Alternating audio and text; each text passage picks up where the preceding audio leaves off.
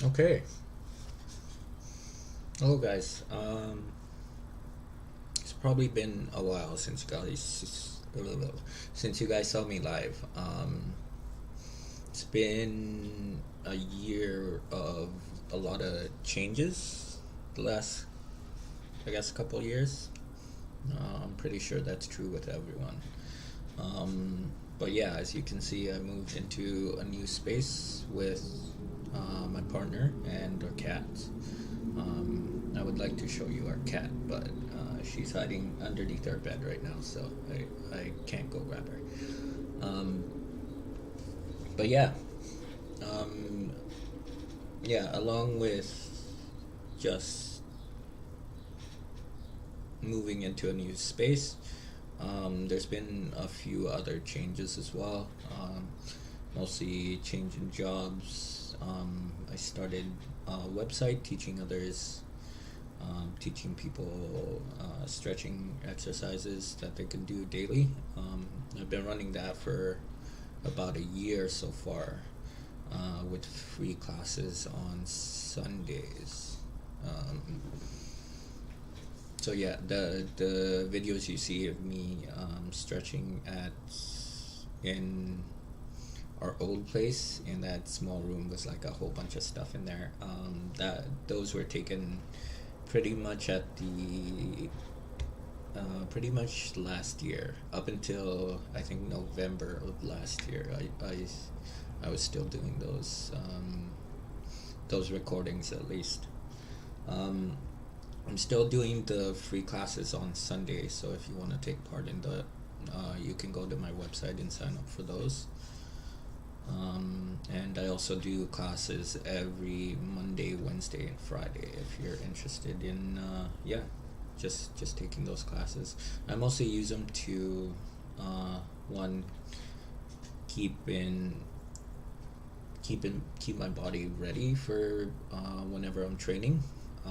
Also to help build flexibility and mobility, because that becomes very important not only if you're doing sports quite often, like training quite often, but just throughout your regular life. If you're sitting at a desk for hours on end, it's very important just to make sure you're getting enough exercise and range of motion, so you don't develop any muscular or skeletal issues after.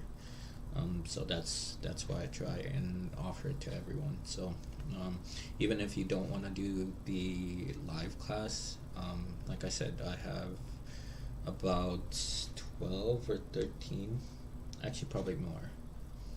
I think I have maybe 20 videos already recorded. I just haven't uploaded them yet, so I'll be doing that throughout the next few weeks. I'm only going to release one a month so that you guys can check it out, and um, yeah, we'll see. Um, but today's stream, anyways, will be a breakdown match of Mica Galvao and Andrew Tackett. Tackett, yeah. I haven't seen this match before, so I'm kind of interested to see what these guys pull off. Um, they're high level competitors, so really want to learn what they're trying to do and sort of apply it into my own game. Um, so if you are a fan of Brazilian Jiu-Jitsu or grappling in general, I'll try and break down what they're trying to do, so that if maybe you're not as advanced as they are, or like you don't really understand what's happening, I can sort of break down what's happening a bit there. Also, uh, who's number one? They've been a organization that actually premiered, I guess, four years ago, I want to say. But they put a lot of high level competitors together.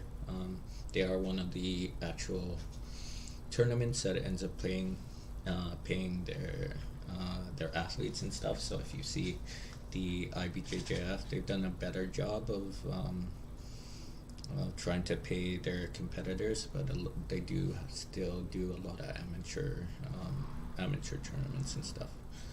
So I think that's a good thing for the sport, to make it more mainstream, and show the people how interesting it can be. Sometimes I know that Brazilian Jiu-jitsu in the gi can be somewhat slow and hard to understand, because if you don't know grips, you don't know proper positioning, you don't know the lingo, it can be very difficult to actually see what's or enjoy what's actually going on, unless you're training all the time and like you understand what a person's going through when they're doing that. But anyways, enough of me talking. I plan to do these quite often, so hopefully I can keep up a good consistency on these. Anyways, let's just get into the match here. So like I said, Flow Grappling is the parent company. You can see down here, I mean, they're the parent company. They're the ones that actually created the organization for them. They also sell tickets for different live stream organizations, and stuff like that. I think they also do. I think they also sell instructionals, so you can check them out at their website. But anyways, let's just get into the match here. 12 pounds to hit the 170 limit, and Tackett actually came in way up. So depending on the organization, it can either be points based, it can either be submission only, or some form of that combination. Here they're doing 15 minutes, as you can see. I'm guessing it's submission only, because I don't see any way to keep score on here. So yeah, just a heads up there. The reason for the colors, you see Tackett there with the red band on his right ankle. That's just so the ref knows which legs is whose. Under at around about 168 pound, cutting no weight whatsoever. So we'll see if that is a factor. But Tackett has never shied away from a challenge. Does not matter the size of the opponent. So right now they're just trying to get jockey for position, as you can see. Just trying to push, trying to get the inside position. There we see grabbing for the head, pretty much the necktie there. If you can get your elbow on the inside of your opponent's shoulders, you end up being able to really exert a lot of force on their posture, which is why they're grabbing the neck. Grabbing the back of the head can actually, your hand can slip off a lot of the time, so grabbing the neck tends to be a lot easier.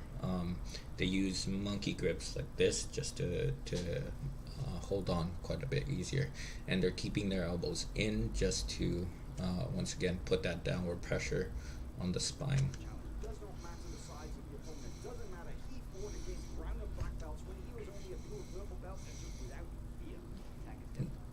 Here they're still fighting for inside position, head against head. That can be a good way to really feel what the other person is gonna do, because the movement is instantaneous. Once you're head to head, you feel what direction a person's gonna go, just because they're literally right up on you. So it can give you a good way to like fight for a position, but also understand where they're gonna go at the same time. Here it looks like they're interlocking their fingers as well. Yeah, it looks like they're interlocking their fingers, which can be dangerous sometimes, but these guys are professional, so I'm pretty sure they won't let their fingers break. Even if they do, I'm sure they keep going anyways. So Tackett here has the inside position on his left arm. He's trying to grab the ear here, which is also a good way to control. A lot of grapplers have like cauliflower ears, gnarly ears, probably just because of that and all the grinding that happens. You can see Galvao is going to try and get that inside position because here his posture is going to be broken a lot easier when his own right hand is on the outside. Mica's left hand is on the inside.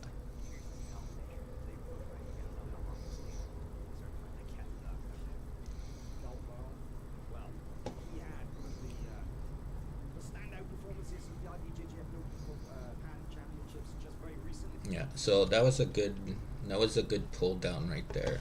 I'm gonna slow it down. Playback speed. So he uses his left hand on the back of the neck to create a pulling motion downwards and try and get Mica off balance. It happens really instantaneously. There it is. Boom. Mica saw that, or felt it at least, and tried to also go for like a necktie himself so he wouldn't come off balance. So let's go back. He won his division there, his first competition as a brown belt on American soil, and 4 matches, 3 submissions, and those 3 submissions. So there, that was trying to go for a takedown here. Yeah, probably a double leg. Andrew looked like he saw that right away. Yeah, he tried to sprawl, so the back of his his chest came on the back of Mica's head to try and put downward pressure and get his knees on the ground. Once your knees are on the ground, it's very hard to be explosive. That's why you normally see when someone goes for a takedown, they at least have one leg on the ground or maybe both legs on the ground, trying to go for a higher takedown along the waist rather than low down at the knees or the ankles. I know some wrestlers, we like to go down low for the ankles as well. That can be very good. In Jiu-jitsu, you can risk exposing your back to get your back taken and stuff like that. So it's not too much of, I guess it's not that big of a deal for us since we do like to fight from the ground, but if you can avoid being there, then don't be there. 4 matches, 3 submissions, and those 3 submissions total the grand total of around about 2.5 minutes of match time. Here's a submission slide. See, trying to grab around the hip there, Andrew was.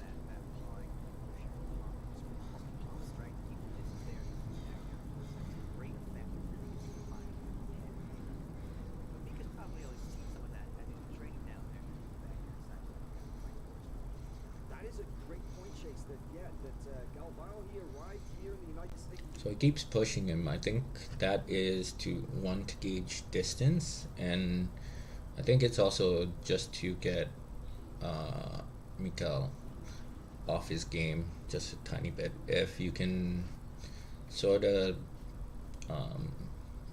what's the word? If you can sort of make your opponent angry and start like thinking anything other than what his game is, you can sort of take advantage of that most of the time. Oh, he has, yeah, Galvao has the inside position now. So you see Andrew is trying to put his arm all the way across to the opposite shoulder with his left hand. That's just to create a frame so that Mica can't, even if he tries to pull him down,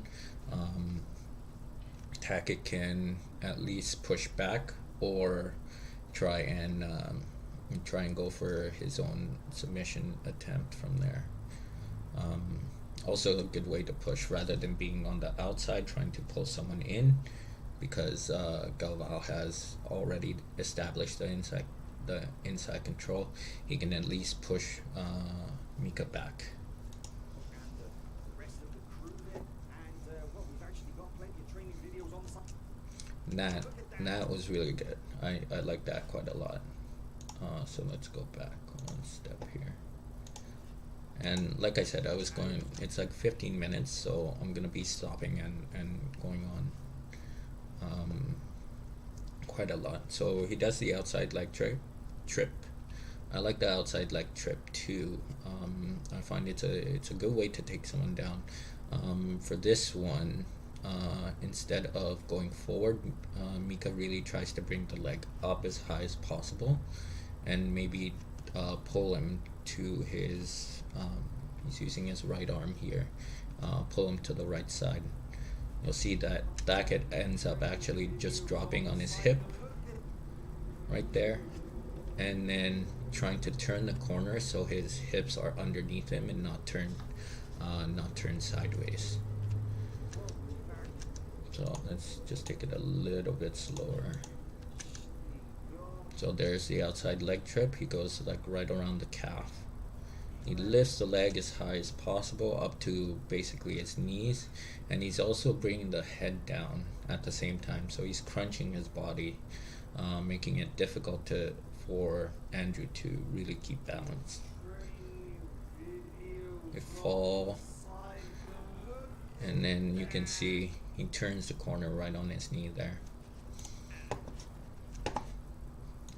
So let's go back to regular speed. And then he has that headlock position. Both hands are on the outside of his armpits, so it can be tough to actually get any submissions from there. That's more position you're trying to either throw someone over or try and bring them down like onto their face. Right there, he dives for full guard, it seems like, and now we're fighting there. This is the kind of thing that you can expect from Galvao. He is very unorthodox in his attacks, but he is clinical in his... So let's go back one step to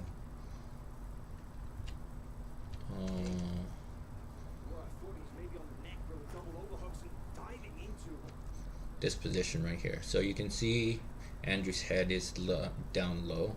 This is so he can put a lot of pressure on the hips.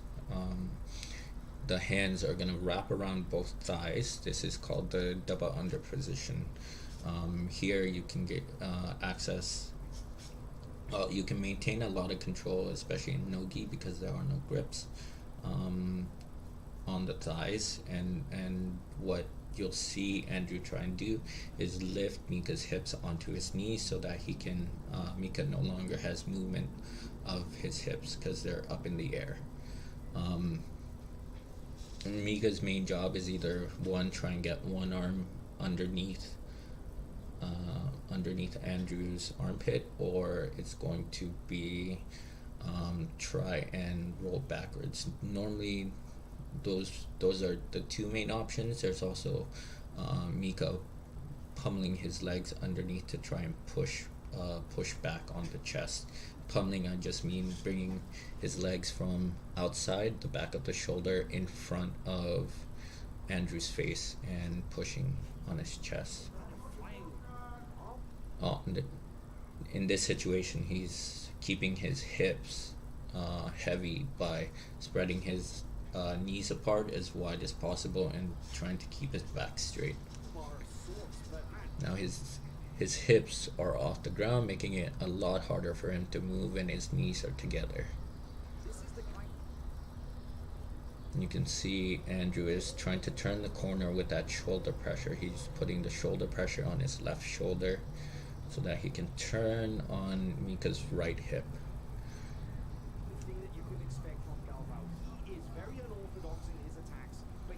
It looks like Mica's pushing on the hip to stop him from actually turning that direction.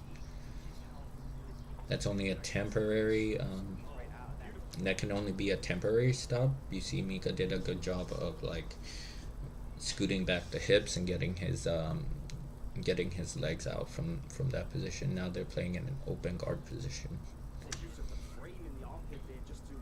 So open guard compared to any other type of guard is when you don't really have a connection to another person's legs.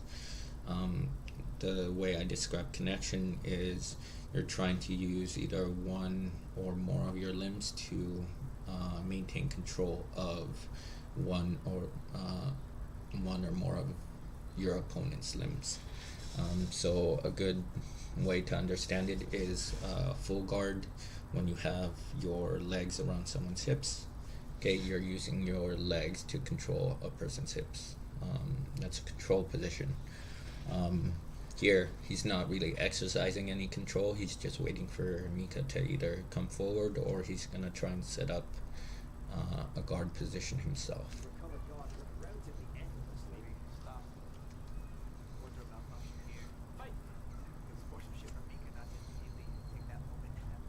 And there we go. That's the guard position there.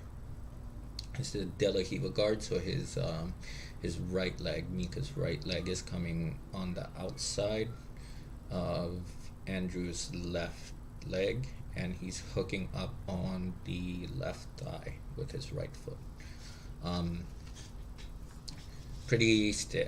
It's a pretty standard position in gi and no gi.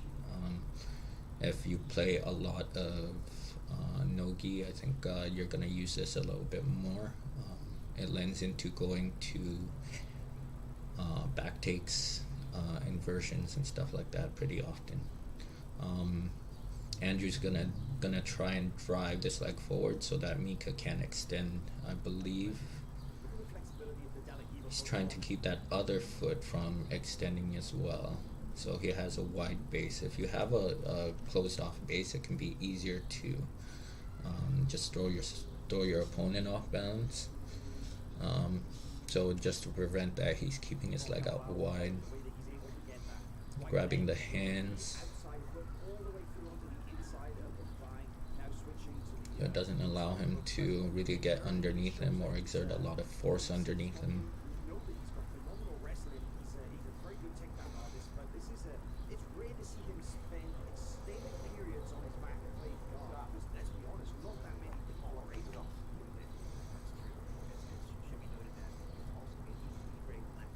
No, that was nice. So let's just play that through.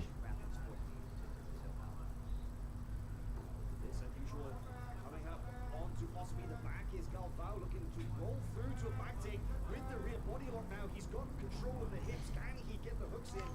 This is a very unorthodox sequence, but okay, nice. Let's go back a little bit here.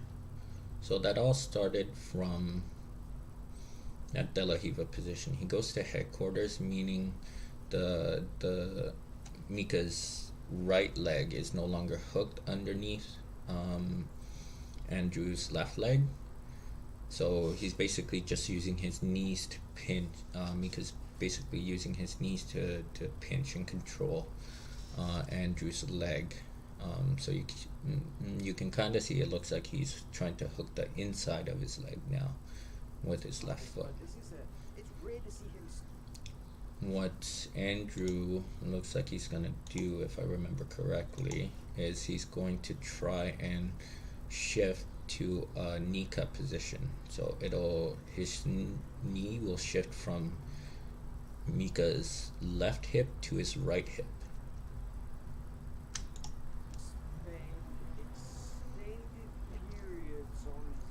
Maybe a little incidental contact there.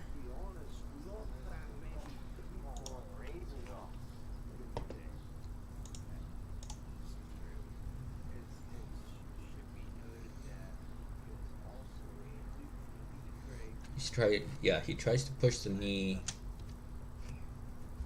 towards his left side. Andrew does. and then he switches positions to go and start passing on Mica's left side.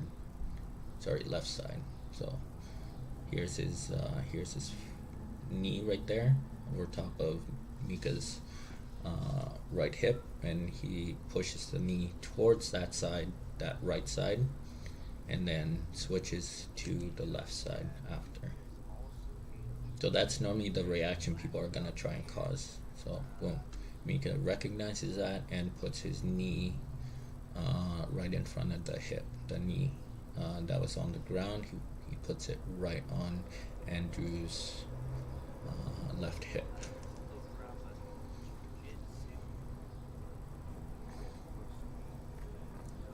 Tries to back step over. So from that position, Andrew just turns his hips over to try and drop his right hip onto the ground in front of Mica's hips, and then kick his left leg back. He does that with the overhook too, so in case he does fail, it seems like he can still go for a guillotine or use that to pass the guard there. Mica does a good job of just trapping that other leg to make it more difficult for Andrew to pass.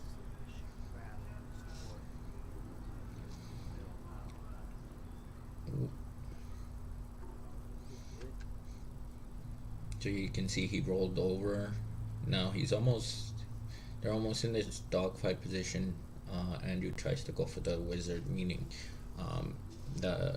Mica's left arm is across Andrew's hip, the back of the hip, and he tries to bring that arm all the way over to prevent Mica from getting towards his back. Oh, actually no, he's pushing on the neck. Okay, nice. Okay, and he rolls over to try and escape. Mica follows that roll, and now he's in a more dangerous position now because he's almost towards the back there. So he's gonna keep Mica's gonna keep trying to get hold of those hips the entire time and get the back.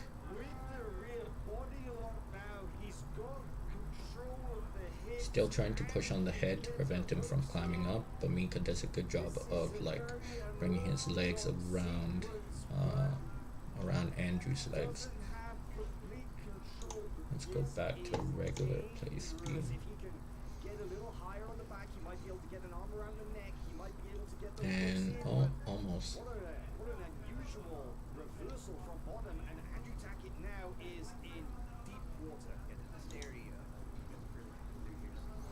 So Mica's given up on trying to get both of his legs on the outside of Andrew's hip, but now he's just trying to control one leg instead because it's a bit safer in that position and you don't risk the person escaping there.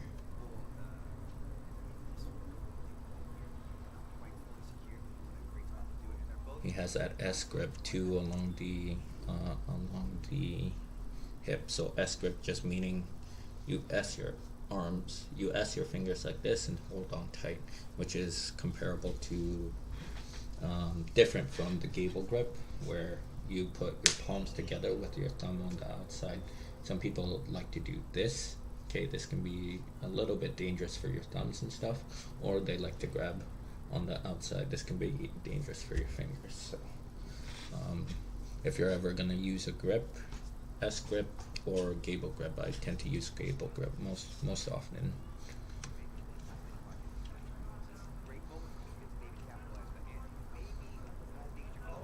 Nice. So you see how Mica ended up using his left leg to really hook from the inside towards the out, and he's hooking with his foot on Andrew's right shin. So that essentially turns Andrew's hips away from him so he can maintain control and start climbing up.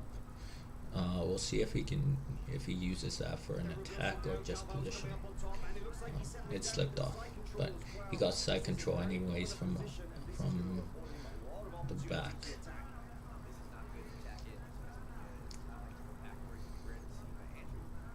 You can see Andrew trying to create frames. Oh, he gets him out. So what happened there? Andrew was trying to get that right leg.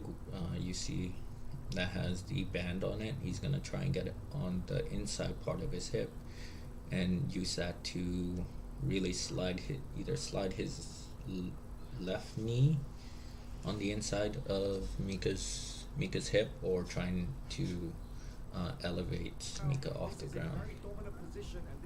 So he grabs his foot and then tries to sink that other knee in. Mica responds by making sure that foot doesn't come over, and then he steps over that leg. So now he's in head control there. Head control becomes very important when you're in mount, especially if you can control which side the person's head is turning. You can really control how effective you'll be in not only maintaining the position, but also how good you'll be at submitting a person there. So that's why he's keeping his head super tight towards Andrew's head. Now he's going underneath the arm to try and expose the elbow.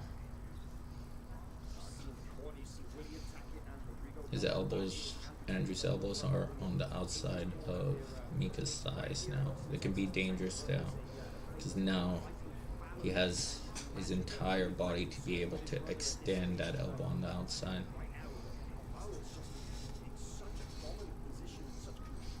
Still using that gable grip there.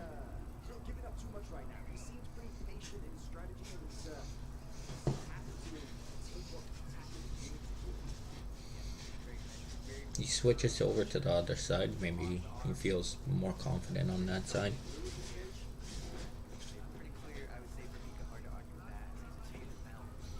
Andrew's doing just a good job of always circling his hands back on the inside, so that they don't, his arm doesn't become completely outstretched.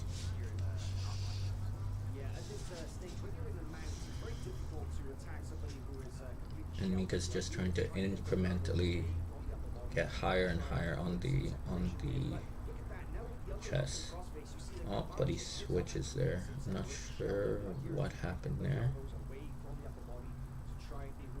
Oh, okay. So Mica's right leg actually comes out from the full mount position, and he's gonna put his shin right across Andrew's belly. Oops. So you can see it move there, that flash of blue. Boom. Now that he's on knee on belly, this can be a really tough position to deal with if a person's good at holding. In no gi, because you're a bit slipperier, it can be hard to hold someone in this position, but it's still as effective, I would say.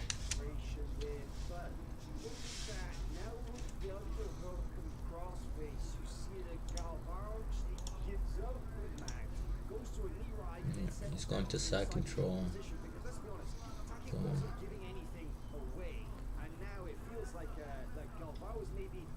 He's actually actively looking for something, and this is an opportunity for Tackett to recover guard and possibly stage a counter-attack of his own. What a scramble right there. Beautiful escape there from Andrew. Nice. So let's see what happened there. He's out of position, because let's be honest, Tackett wasn't giving anything. So yeah, he tries to go back into mount. That allows Andrew the space to get both of his feet on the inner part of Mica's thighs. Right there. So that right there is the butterfly position. He has it with one overhook and one underhook. There you're really either trying to elevate the person up off the ground, which can be a tough position for the person on their knees to deal with. So there was the elevation, and he falls off from the side there. Now Mica trying to pass again. We'll see if he goes for that back step again. Yeah, he tried to go for it there. Double unders. Pushing around. There, that becomes so important too. Just pummeling the legs on the inside there. Not just hooking, but like making sure your feet are on the inside parts of your opponent's body. And then there they go back. Andrew's trying to go for knee cut.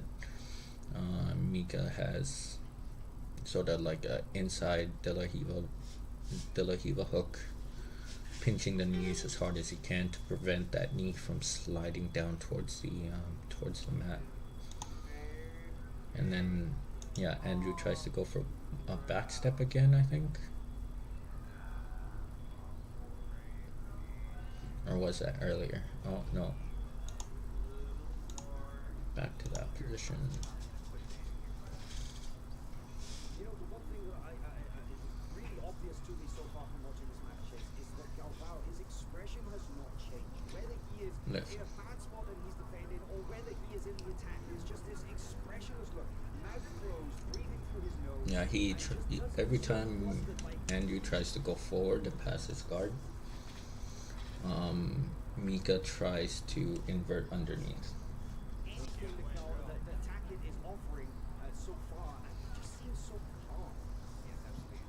Tackett's trying to be a little bit grittier. He would like to get back because he's so bad, right? Style and strategy. Way on somebody starts being great. Tackett said in his interviews that that's what he wanted to try and do. But Mica clearly is not phased at this point in time. Only pleasure. You know, the one thing I gotta say though, I gotta call this out, I respect this because Tackett has not taken a backward step. The moment that he came on top and he was able to escape that position, there was no retreat. There was no moment where, okay, let me catch my breath. Back to the headquarters position, trying to drive the knee forward. But he hasn't been successful yet in finding the key to Galvao's guard. He hasn't been able to navigate his way past those obstacles. It's interesting he's pulling that shoulder forward there. That Mica was. He's trying to pull that shoulder, maybe attack that, maybe expose that arm and attack it somehow.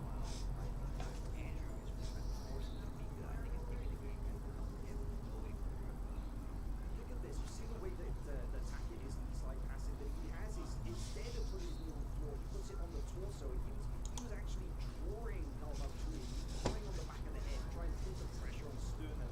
Those are the kind of tactics you would expect from Tackett. He likes to just pour the pressure on his opponents. He likes to really put it on them.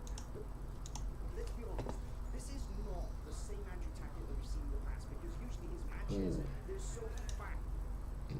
Did he get the leg out there? Yeah, so it looks like Andrew gets his right leg over Mica's left thigh. Yeah, he does. So now Mica only has one butterfly hook with his right leg. Can be a hard position to grab to really elevate someone there. See what he does.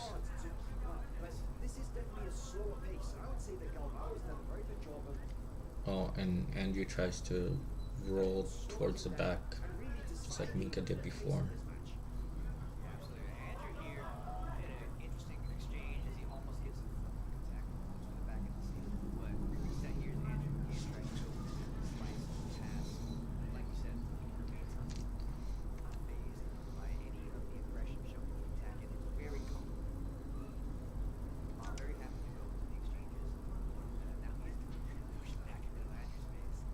Yeah. Okay, so here's my question. Now as we're approaching the 10-minute mark in this match, the judges will be asked once again who they favour at this stage and who they think is in control. Now, of course, Tackett, he spent the early part of the match in a very bad position. Galvao was clearly in control. But now at this stage... Headlock position. It looks like he has his left arm over top of the... Oh.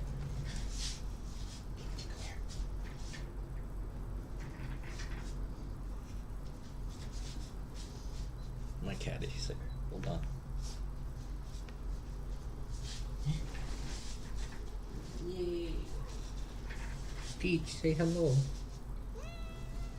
No? No?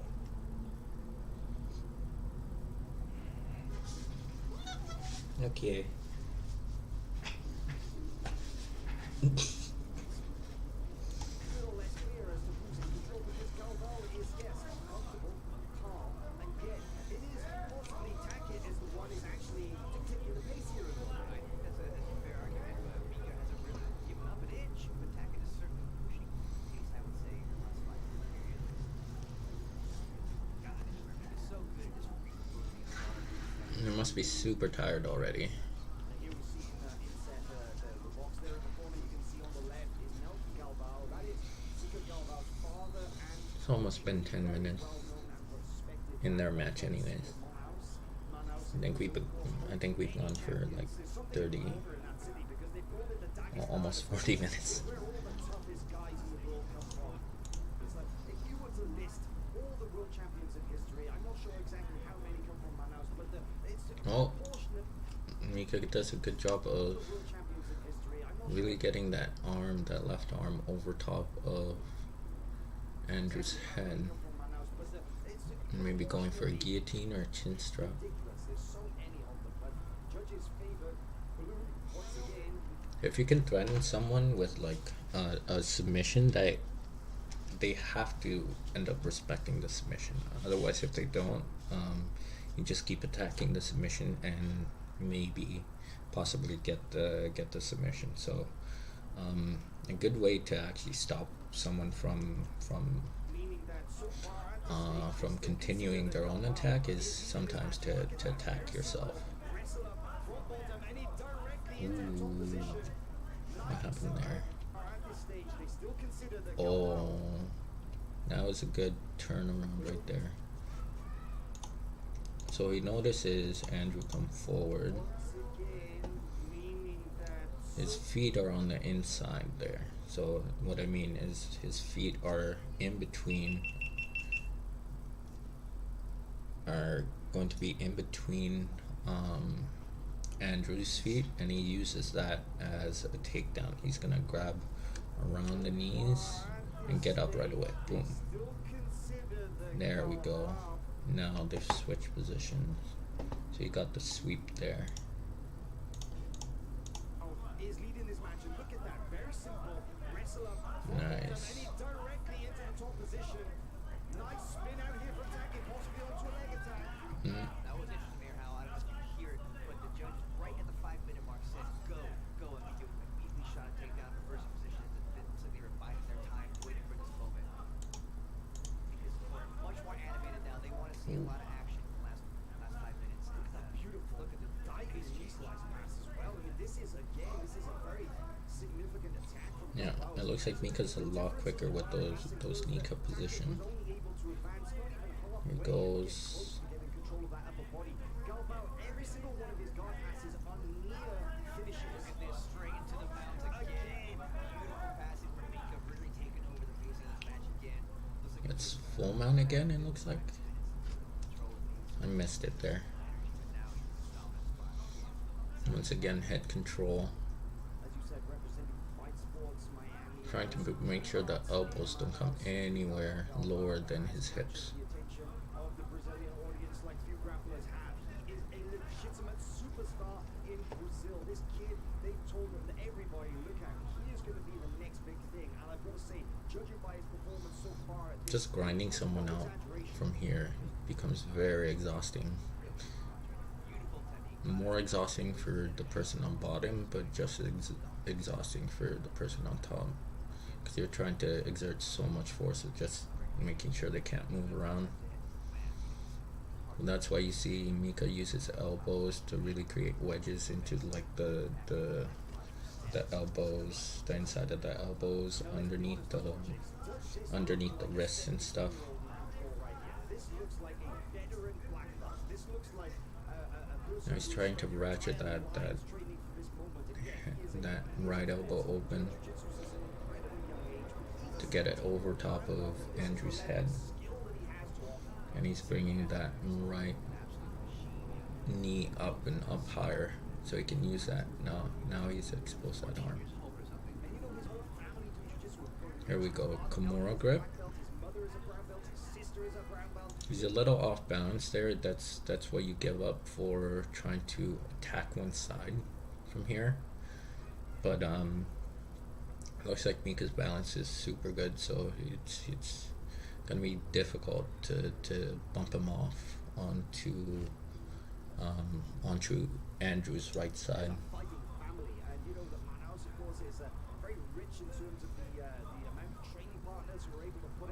Nice.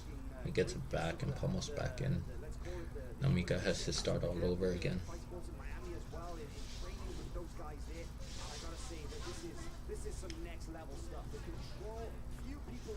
Ooh, nice. So I will say this one doesn't always work. This full mount escape, you can see Andrew trying to lift his hips off the ground and get his feet like around from behind, around Mica's head.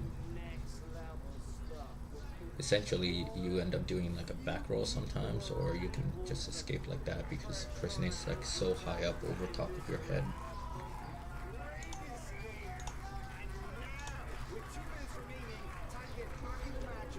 Yeah, people escape that way against me quite often, so it's yeah. Ooh, single leg takedown.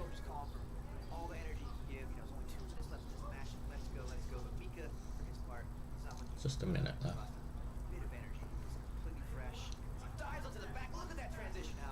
Ooh. So here we call this the high lock or top lock.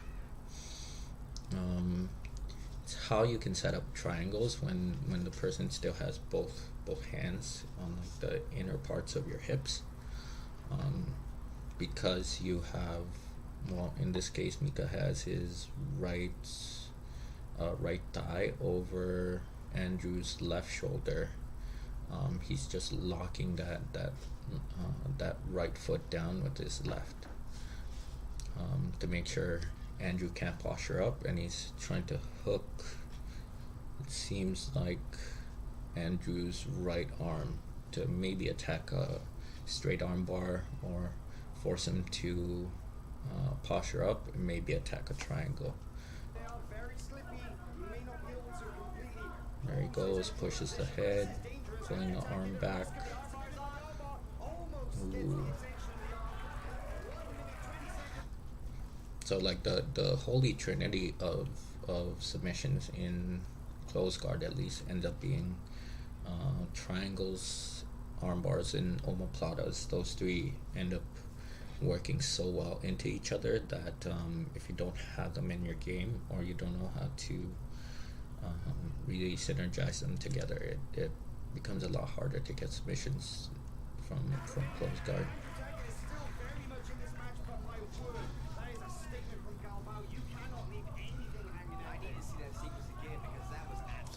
The threat of one opens up the possibility of the other ones.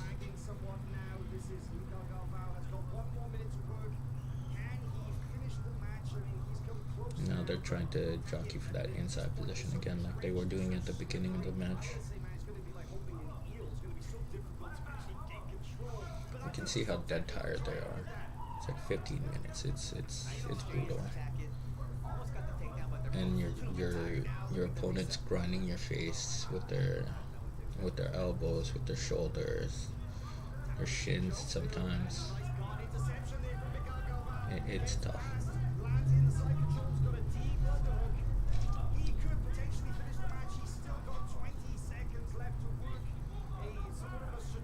You can see side control. I'm not really sure how they decide the winner of matches. So I'm interested to see what happens.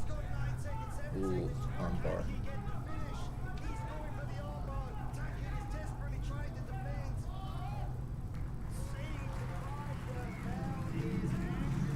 And there we go.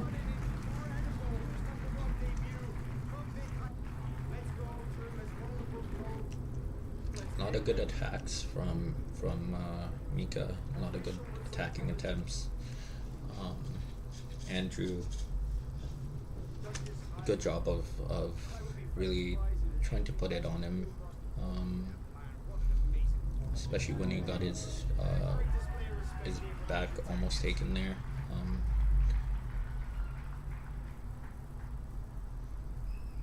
So let's see who won here. A formality at this point, I feel that it is blue across the board for the winner, Mica Galvao. Yeah. Yeah. I think he pulled off the more submission attempts.